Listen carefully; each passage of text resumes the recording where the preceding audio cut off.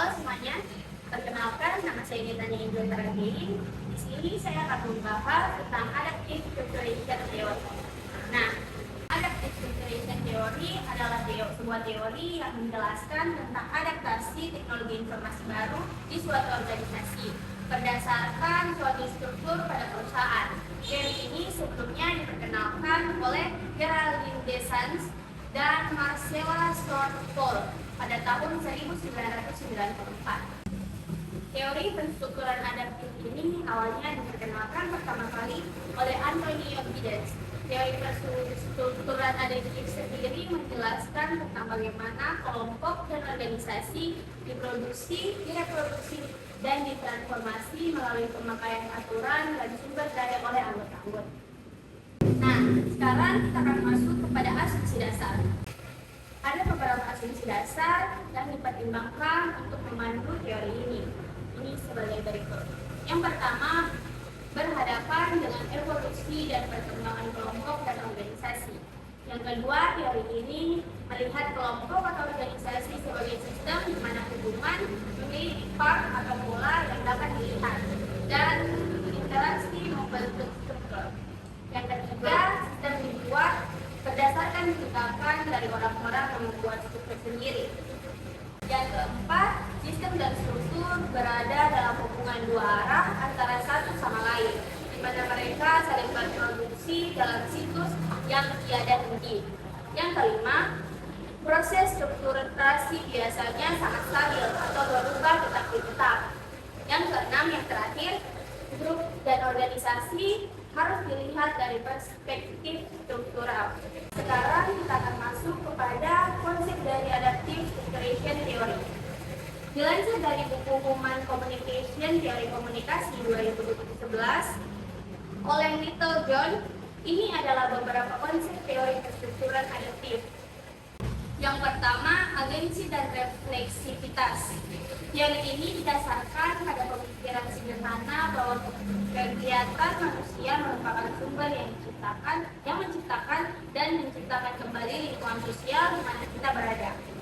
Refleksivitas pada dasarnya merujuk pada kemampuan para aktor untuk memonitor tindakan-tindakan dan perilaku mereka. Juga refleksivitas biasanya didasarkan pada aturan dan pengalaman masa lalu seorang agen.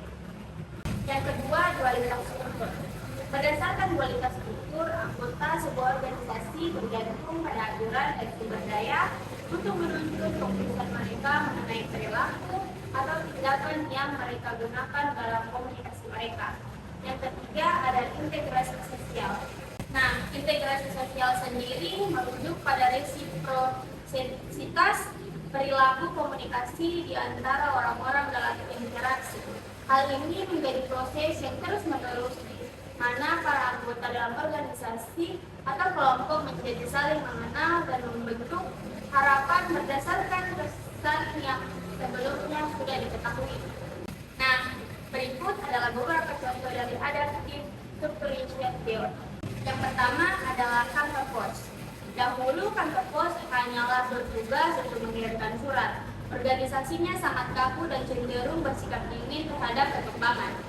Sekarang lebih terbuka dan ramah karena tidak hanya bertugas mengirimkan surat, lebih berfokus mengirimkan barang sehingga harus bersaing dengan jasa pengiriman lain seperti DNA dan TPKI, juga dengan yang lainnya. Hal ini merupakan contoh jenis perkembangan berubah. Yang kedua ada telco. Dahulu telco hanya sebatas telepon rumah. Ketika teknologi semakin berkembang, telco merambah ke ranah lain seperti internet, telepon genggam, dan lain sebagainya. Nah, yang berikut ini merupakan contoh perkembangan teknologi. Dan yang ketiga ada pesantren. Dahulu pesantren bersifat kaku dan cenderung ditujukan bagi kalangan menengah bawah seperti kalangan tertentu. Ketika generasi intelektual Islam yang lebih muda dan berwawasan lebih luas muncul, pesantren lebih terbuka dan malah cenderung lebih modern dibandingkan sekolah-sekolah biasanya. Nah, yang berikut ini merupakan salah satu contoh perkembangan lingkungan dan interaksi sosial.